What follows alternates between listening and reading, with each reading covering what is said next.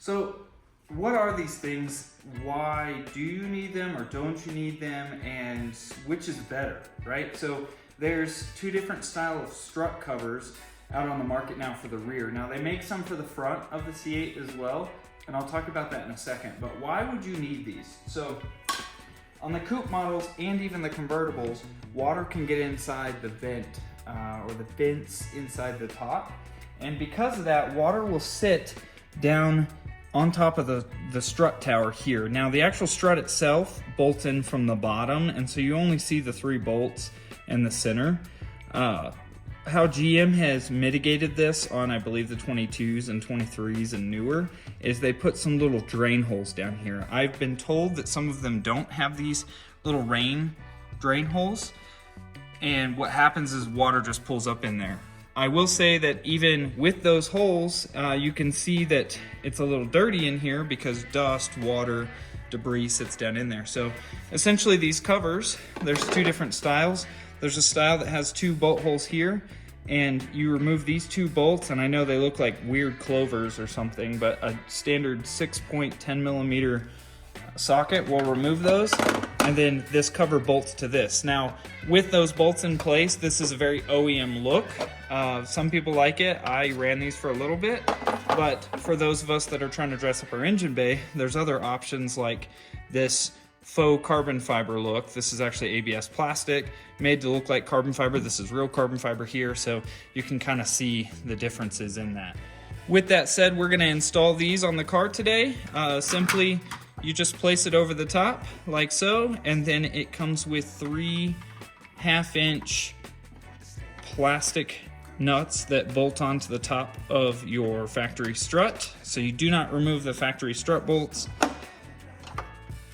and you tighten these into place. You probably don't have to use a wrench, but I'm gonna use a wrench. These did come with 3 rubber washers. For whatever reason, I cannot get the nuts to grab onto the strut studs with the washers in place. So we're gonna go with it like this.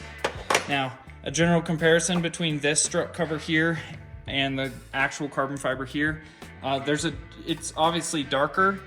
From a distance, or I'd say from a couple feet back, it looks pretty good.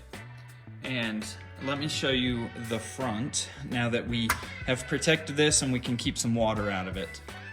So the front of the C8's a little different. There is a cowl cover up front. I've removed mine just to show you. If you need to remove it yourself, there's 2 plastic pieces on either side on the inside of the front fenders, and then you can pop that rear or that front cowl out. It's pretty easy just to pull it out of the way. So the front strut towers are here, and they're a bit lower and further down.